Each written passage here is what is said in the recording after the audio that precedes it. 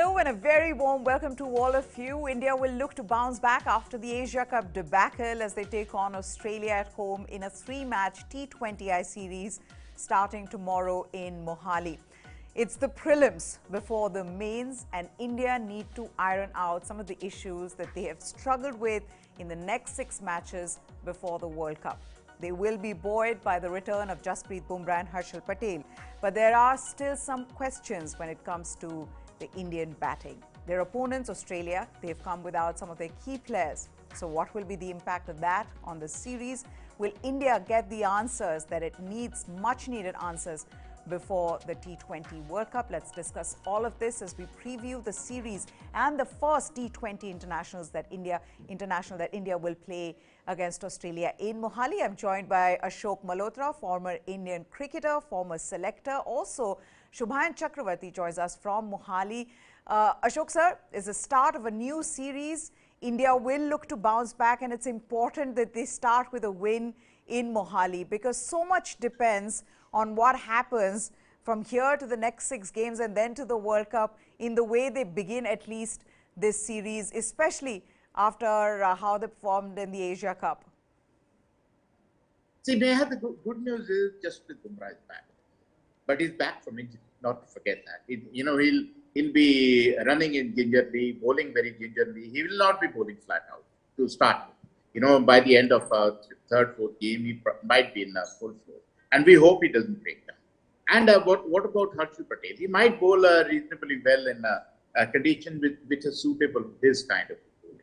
So I really don't know how, because we are still not at full strength. Because when you talk, as you said very rightly about batting, we still don't know who's going to bat where. We're just 6 matches away from World Cup. We still don't know what is going to be the best 11. Because as somebody said, they're still learning. So I don't know how long they want to learn, how many more matches till they finish their syllabus and give a right exam and come out trumps in the exam. So I really don't know what is their game plan. They said KL Rahul is going to open their inning. But then on the other side, Rohit Sharma said maybe Virat Kohli might open in few games as well. So they're still not decided.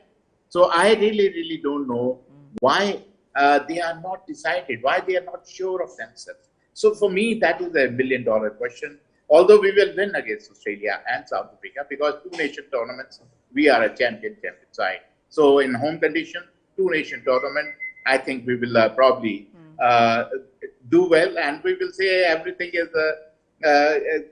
hunky-dory, and we are in full flow till the World Cup comes. Yeah, absolutely. But it won't be that easy because Australia are a tough opponent. They are a very good side. It's a different thing that some of their key players are missing from this series, Shubhayan. Though we talk about Australia in just a bit, let's just stick with India. We all can keep saying what we want to. Rohit Sharma in the press conference has made it very clear that they don't listen to any outside noise and that they have a solid plan in place. And that they're also not worried about what happened in the Asia Cup. How does the press box look at all of this? I mean, how are the journalists looking at this? Because it seems like they do have a plan. It's just that it's not showing in the results.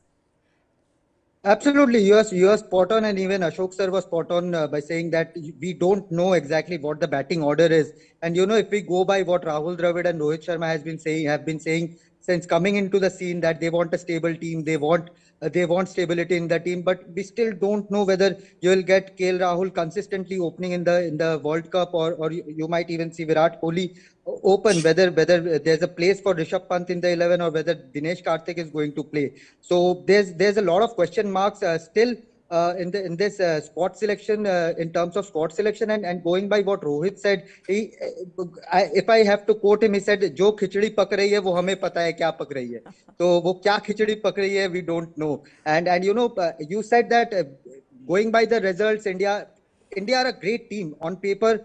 You look at all these IPL superstars; they are match winners for your team. But and you look at Surya Kumar Yadav for Mumbai Indians, Hardik Pandya for Gujarat Titans. They are different beasts. But when it comes to Indian team performing in big matches, there's still some question marks. So whether that comes from lack of stability or lack of what roles they are playing in the team. These two series, Australia and South Africa, I think these two series will clear things out a lot. Absolutely, and they need to iron out those issues. They need to be Yeah. able to find out who will it be, who will play. Will it be Rishabh Pant or Dinesh Karthik? What is their bowling combination going to be? That's another thing. And they are going to get some answers here because you have Jasprit Bumrah who's coming back, Harshal Patel's coming back. But let me also just put the quotes out from that Rohit Sharma press conference, because that gives you an idea of how the team management is thinking. What are they thinking? How are they going about, the players, their roles, all of that. So let's just first begin with what Rohit Sharma had to say about Virat Kohli as the third opener. And he made it very clear in that press conference, and that quote's going to come up on your screens. And he made it very clear that he provides, that Virat Kohli provides that option. He says, and I quote, "It is always nice to have options available for you, especially if you're going into a tournament such as the T20 World Cup. You want that flexibility. It's an option for us, and since we've not taken the third opener, he can obviously open. He opens for his franchise, and he's done really well. It's a definite option for us. I had a word with Rahul Dravid, and we decided that we might have to open with Virat in a few matches. We've seen that in the last match and are happy." This is the last bit is him talking about the Asia Cup and what they'd spoken about, that Rahul Dravid and Rohit Sharma had discussed Virat Kohli opening in some of the matches in the Asia Cup. That's one thing. But so you've said that Virat Kohli is your third opener. He scored a brilliant 100 against a jaded, a tired Afghanistan side, but we're not going to get into that. Then the other thing he says about is KL Rahul. You and I, Ashok sir, we've been talking about whether KL Rahul really deserves to be in the team, but they are very clear. This is what he said about KL Rahul. Let's just put all of this out and then we can continue this discussion. So for KL Rahul, he says that, look, you all can be saying what you want to say. We're not listening to you all, and we also want to make it clear. Take a look at that. KL Rahul will open for us at the T20 World Cup. We're not going to experiment with that position a lot. His performances often go unnoticed. He's a very important player for India. If we look at his performances over the last 2-3 years, it has been excellent. I want to make it clear to everyone, this is for all of us and the other cricketers, experts, all of them, that we have absolute clarity on this and that there is no confusion. Why do I sense a certain amount of stubbornness here, Ashok sir, when you know that clearly KL Rahul is struggling? You've said he needed game time, he's got game time. It's not now. You know, I have numbers that I'm going to put up on the screens in just a bit. But he's struggling and he hasn't been able to do well. His strike rate has come down to 120. His career strike is 140. He's struggling in the last year and he's struggling since his return to cricket. They still want him right there opening for them. How big a risk is this for them? See, more than KL Rahul, I am confused with the confusion which Rohit Sharma is creating. He said there is no confusion about KL Rahul. And then the same breath he says Virat Kohli will be opening in a few games. I don't know whether he'll be opening before the World Cup or during the World Cup or after the World Cup. I still don't know. Honestly, I really don't know. But Rahul Dravid and Rohit Sharma both don't know what they're talking about.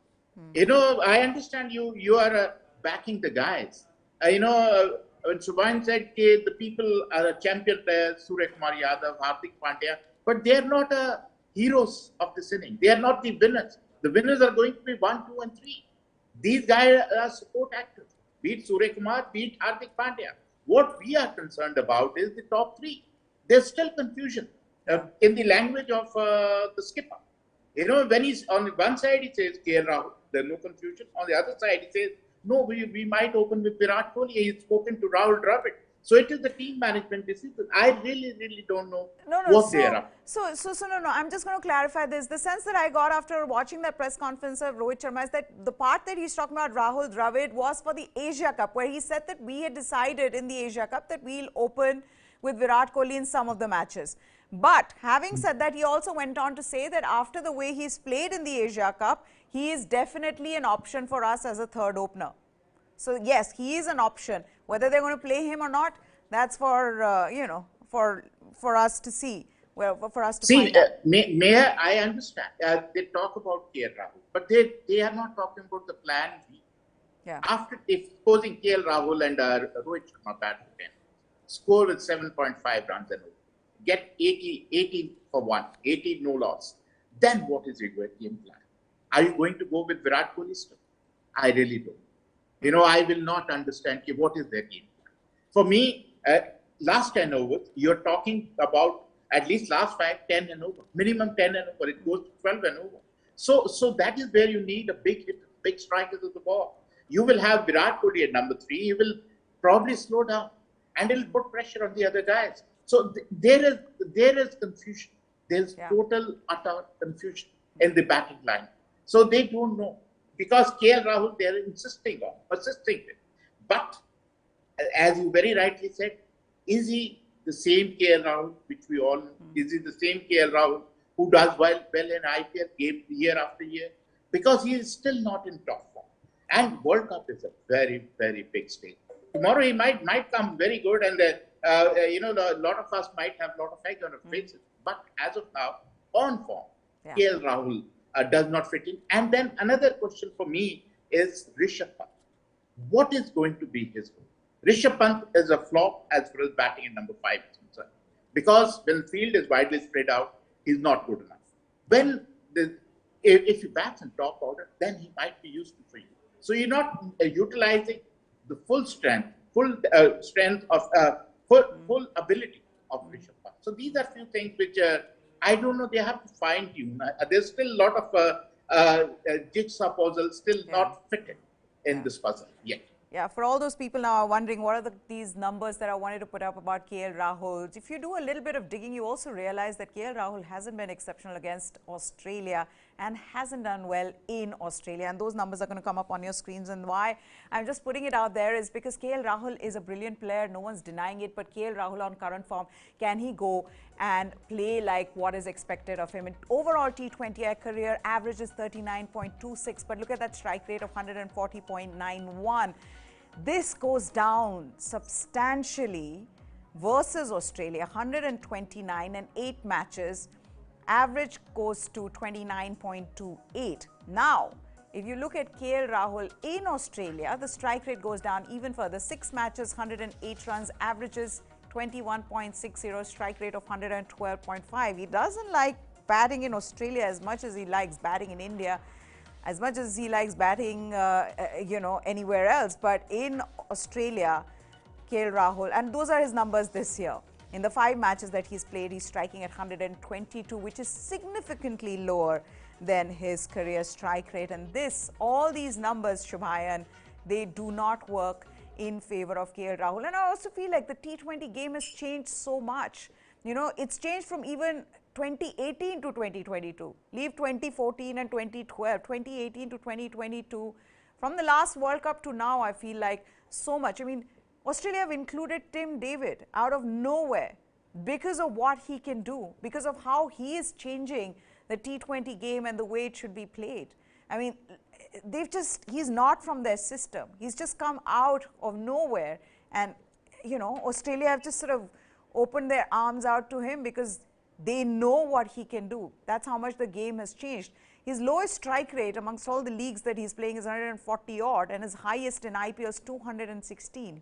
We're talking about players like Tim David now, who are really the future of T20 cricket. And you look at Tim David, Australia had a brief practice session today morning as well. And Tim David is an absolute monster. He's a beast. And the way he was hitting those net bowlers here, I think they must feel bad. These youngsters who were bowling at him, they will feel bad. He's an absolute monster.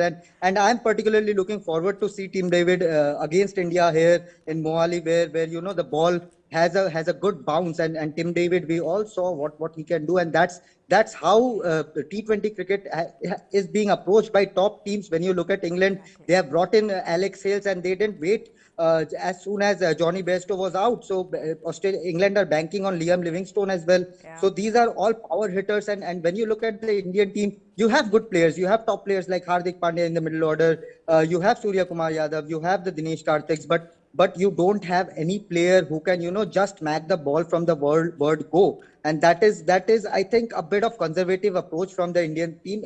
There are players in domestic circuit as well, in IPL as well, who can take the charge, from word go. but somehow they have been a bit conservative. And talking about KL Rahul, we have seen even in the Asia Cup, I think it was against Afghanistan, where he just whacked a six in a free hit, and he's well capable of hitting big boundaries. Yeah. But somehow there is a mental blockage when it comes to Lucknow Super Giants as well. And Gautam Gambhir, who was the coach there, he was pretty clear during the press conferences as well when asked about KL Rahul's form, why he's not taking the charge, why he's so sluggish with his strike rate. And even Yeah. Gautam Gambhir, after saying that we want to play attacking cricket for Lucknow Super Giants, he was also clueless about KL Rahul. So there's a big question mark, when teams tend to take the game away from the opposition in the power play phase, when the field restrictions are on. You just can't have an anchor there. I would say open with Rishabh Pant. If you want to play him in the 11, open with Rishabh Pant. Give him the chance. Tell him just go and smack the ball in the first 6 overs. But going by how Rahul Dravid and Rohit Sharma are managing this team, I don't think they will take that big a risk. But Yeah. yes, Ashok sir talked about Rishabh Pant. I think his best place in T20 setup, for me, it's my personal opinion, is opening position, because you Absolutely. have give him a free wicket. Just go play your game. If you are out, then you are out. It doesn't matter, because we'll have KL Rahul at number 3 or number 4. Again, all of us seem to be saying it, but not the team management. Yes, Ashok sir. And as Shubhan spoke about Tim David, and not to worry, he has a point to Rohit Sharma, who hardly played in last cycle. So you bought somebody for 8.5 crores and hardly played.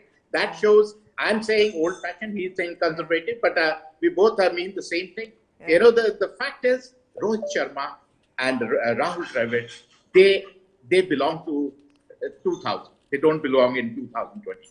The kind of thinking they have. You have to be like Tim David, out of nowhere. When Australia can see the talent in him, the entire world can see the talent in him. Why couldn't Mumbai see the talent in him? And why couldn't Rohit Sharma? So that is what it is. That is shows that you are old-fashioned, you're very fixed in your ideas, and you're not taking any chances. And 2020 cricket is, because as you very rightly said, the cricket is moving at very, very fast pace. So you either move with it or you'll be left behind. Okay, what else can we expect from the Australian side? Let's also take a look at that. Now, Australia, if you look at the head-to-head record between India and Australia, overall, India have the edge. They also have the edge when it comes to playing T20 internationals at home, but only just. The last 3 T20 internationals, take a look at that. That's overall 23 matches. India have won 13, Australia have won 9. But at home, 7 matches have been played, and India have won 4, Australia have won 3. The important bit in that is the last 3 T20 internationals India have lost. So Australia can give you a tough fight at home. It's a different thing that India went to Australia and beat them at home in the T20I series as well in 2020, 2021 and the test series that followed. But Australia are a good side. They may be without David Warner. They may be without Mitchell Starc, Mitchell Marsh, Marcus Stoinis. It's still a good side. We've got the squads also of the two teams. If we could just put up the squad for Australia and just talk about what are their likely weaknesses. And Shubhayan and Ashok sir, we'll discuss that. But if you look at the Australian squad as well, David Warner not being there, that's a huge blow. He loves to bat against India. He always has a point to prove. First, it was against SRH. I remember when he came and he said, this is how I can bat, even in the World Cup, the way he played last World Cup. But that's the squad for you. And this is the Australian squad. Now, Mitchell Marsh, Marcus Stoinis are not there. This is the whole squad, but these two are not there. So I think this is the World Cup squad. We've sort of gone ahead and put that World Cup squad. But Mitchell Marsh, Marcus Stoinis not there, and David Warner not there. There is weakness though, Ashok sir, for the Australian batting as well. And similarly, one couldn't have imagined there was Steve Smith, who was going to be their weakest link. He may have scored a wonderful 100 against New Zealand, and Australia would think that that's great. But Steve Smith is still playing the anchor role. Another one left in those olden. It's like they're in a time warp of their own. Neha, you are spot on. But I think you might see Steve Smith opening things. A la Virat Kohli. He might open the innings, bat for 20 overs, and anchor the innings. And then not to forget, for me, that the match winners, the match turners are going to be two giants of men, Cameron Reed and Tim David. Two big hitters who can clear any field. They are champion bowlers. I'll be looking at Cameron Reed because he's a good bowler, he's a brilliant fielder, and a phenomenal striker. Before that, he was thought to be a good batting all-rounder, but now he's turning a corner. He started hitting big. He's starting accelerating, and probably he might. And another one is Josh Inglis. That's another one we need to watch. For me, Tim David, Cameron Reed, Josh Inglis can be the people who can turn this game around because it's an opportunity for them. Opportunity of lifetime for them to play the World Cup, especially for somebody like Cameron Reed and Tim David. Because they would like to be there in the World Cup, and this is a godsend opportunity for them. And I think Indian grounds, small grounds, and wickets, if they are flat, which normally are in T20 cricket, then I think sky's the limit for these two gentlemen. Also talking about Jasprit Bumrah and Harshal Patel, have you seen them in the nets, Shubhayan? How are they looking, especially Jasprit Bumrah? I mean, his fitness, the whole country wants to know whether he's fit, whether, he'll be playing the first match. What have been your observations? Jasprit Bumrah surprisingly didn't bowl much yesterday. He was rather batting. He had a 20-minute net session, I would say, and he was giving just tips to the net bowlers that, the slower balls, I can read your slower balls. And he was just having fun yesterday. But Harshal Patel, yes, he had a good 40-minute, 30-minute spell at the nets, and he was looking good in good rhythm. These guys are pretty fit. They were at the NCA, so they have done their fitness test and everything. So these guys are fit, and it's all about catching up the rhythm, getting into the groove, the shedding up the rustiness. And Harshal Patel, as Ashok sir also said earlier in the show, Australian pitches, I'm not too sure about Harshal Patel, although the grounds will be bigger and his slower balls are going to be a bit tricky for the batters. But yes, if they start to read him, then I think Harshal Patel is going to be a weak link, I would say, for the Indian team. But yes, yesterday he looked good when he was bowling. For me, the biggest talking point about when it comes to the bowling department yesterday was Deepak Chahar, because he was excellent. He continuously was beating the batters. Even Virat Kohli, he looked in super touch, but Deepak Chahar, when he was bowling to Virat Kohli, he was troubling. He was troubling all the top three, be it Rohit Sharma, KL Rahul, or Virat Kohli. Deepak Chahar looked in great rhythm, and he's in the standby list for the T20 World Cup. And if he performs, if he gets a chance and performs considerably well, then the team management will have a big headache, because you have left out on a good talent who is a match winner on his day. Which then brings me to by the way, I am being told by my sources that Jasprit Bumrah may not play the first match, that he's not completely fit. But again, we'll have to wait and watch out for that. We'll see today. They are training at 5, so let's see whether Jasprit Bumrah comes or not. That will clear up. Yeah, then you and I can exchange our little news. You never know. He might be opening the innings. You never know. They might pull another rabbit out of the hat, because as Shubhayan said, he batted for 40 minutes, so might be another trick up their sleeve. That's a good one. They're going round and round in circles, so might as well at least do this. But now, talking about going round and round in circles, take a look at this. Now, Umesh Yadav, Mohammad Shami, who was brought back for this series and for the World Cup, after all the noise, after the debacle of the Asia Cup, and so he was brought back, but then he unfortunately got COVID. And the replacement for Mohammad Shami was Umesh Yadav, who last played a T20 international in 2019. Now, having said that, he played really well in the IPL, undoubtedly. But why did India and the Indian team management have to go back to Umesh Yadav? What about the other bowlers? The other bowlers that they've tried in this whole phase, in this experimental phase, in this learning phase. So this is what Rohit Sharma had to say. I'm going to put that quote up, and then Ashok sir can take that, that question. But the quote is, He was asked why was Umesh Yadav brought back, and he says, I'll give you a proper reason. There were a few options. A few of them are injured, like Prasidh is injured. Siraj has been in the county, so we do not want him to fly all the way, maybe play 1 or 2 games. That won't be fair. And obviously with Shami, an unfortunate incident happened. Avish was quite sick in the Asia Cup and he needs some time to recover. So, you know, from the fitness point of view, he needed some time to go and rebuild his fitness when it comes to their bowling. Guys like Shami and Umesh, if they're fit and fine, they'll be called back. You don't need to look at the format. And we saw how Umesh bowled in the IPL. Now, this is also interesting because Umesh Yadav was bowling in county. He flew back because he had an injury in August, late August, around 21st of August is when he had an injury. He was flown back, and then there are still doubts over how his rehab went, but apparently he was, he was doing his rehab in NCA, and now he's fit and he's been named. But he's now in the scheme of things when he hasn't been. How do you see this, Ashok sir? This is very funny. You know, we all know how Umesh Yadav bowled in IPL. We all know how Shami bowled in IPL, except for the selection committee, the management. They didn't. Why did you keep them out there if they were so brilliant? You know, why did you keep them out? Two wrongs never make a right. So I really don't know what I was very fond of Rohit Sharma, but he's turning out to be somebody who always puts his foot in his mouth.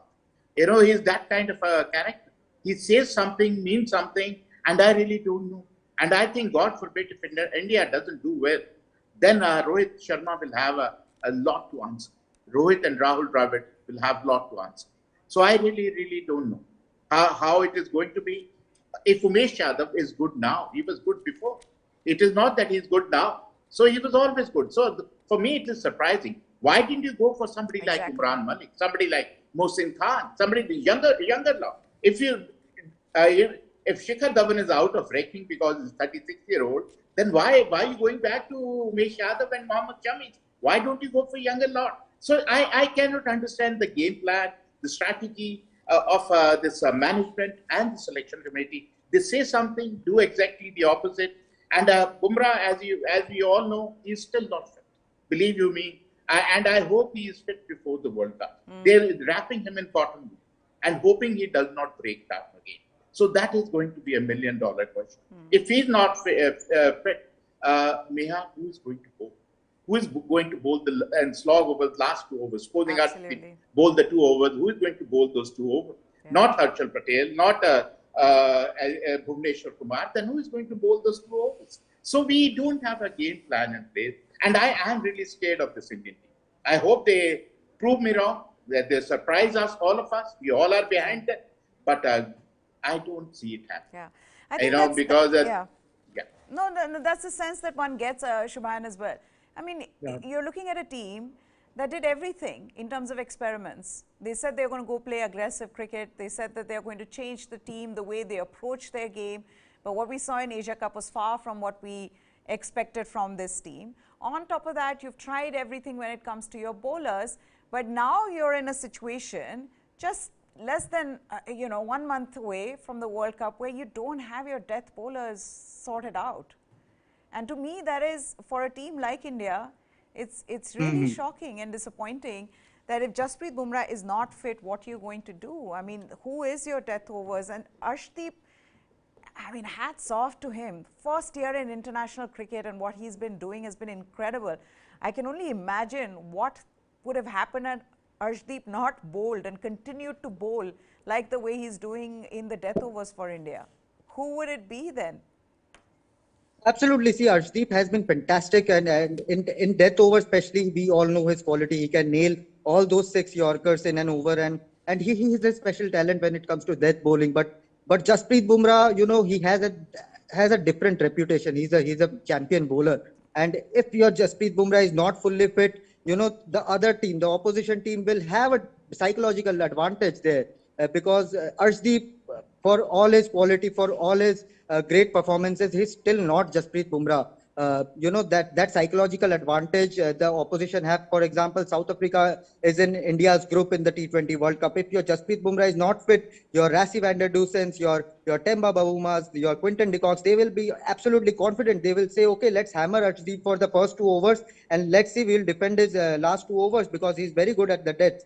So the first 2 overs will change the dynamics of the game completely. And Jasprit Bumrah, for all his quality, he can bowl at any phase of the game. You need him at the 10th over, he will come and deliver you. You need him in the 18th over, he will come and deliver. But he's not fit. If he's not completely fit, I'm sure about. And as Ashok sir said, I'm pretty surprised by Umesh Yadav's inclusion. Why not bring in Mohsin Khan? Even if he doesn't get a game time, he will get to bowl at all the top players in this team, and even the batters will have that practice against a tall left-arm pacer. He's similar to Mitchell Stark in terms of height and the kind of delivery stride he has. So why not just bring him and get him to bowl at the nets so that you can prepare for a Shaheen Afridi or a Mitchell Stark or even a Marco Jansen for the T20 World Cup.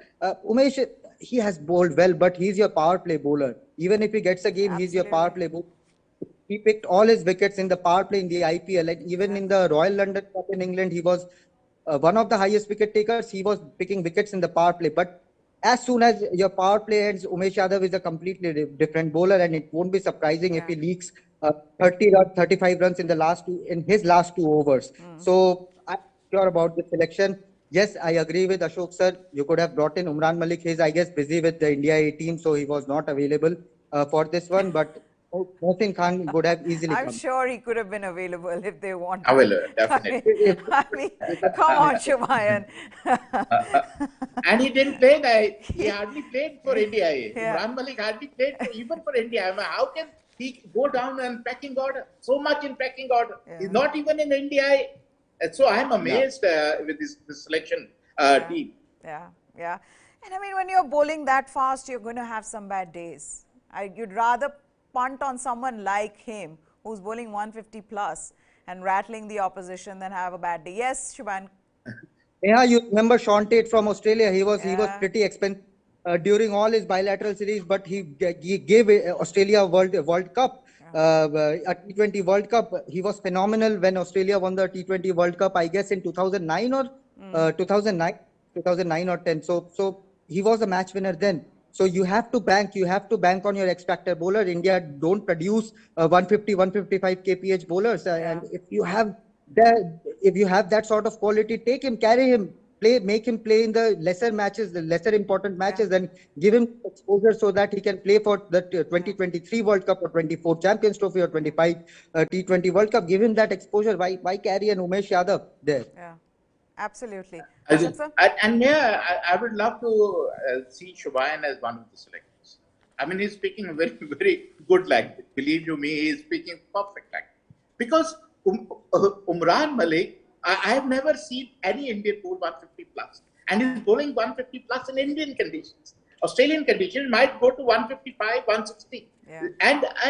And nobody plays him off the front foot. They play him off the back. Absolutely. He pins you on the back. And then Mohsin Khan. I know he is the guy who bowls well in the power play, bowls well in the slog oval. So he's a kind of ideal guy. You have picked guys who were flops in IPL. They are all in the 50, but the guys who were successful in IPL are sitting in their houses. So I really don't know what a game plan they have. But anyway, good luck to them because they are Indian team. We all back up. Sir देखिए simple बात है, जो खिचड़ी वहाँ पक रही है वो हमें नहीं पता है. तो इसी के साथ let's end this. Tomorrow we will be covering this match for you, so Ashok Malhotra, Shumayan will be with us. But that's it on this show. Thank you so much, gentlemen, for joining us here. News9 Sports is what you need to subscribe to for all the latest from not just cricket, but from the world of sports. We get you interviews, updates, analysis, all of that on News9 Sports. So please do subscribe, hit the bell icon so that you get a notification every time we go live. That's it from us. Goodbye. Thanks for watching.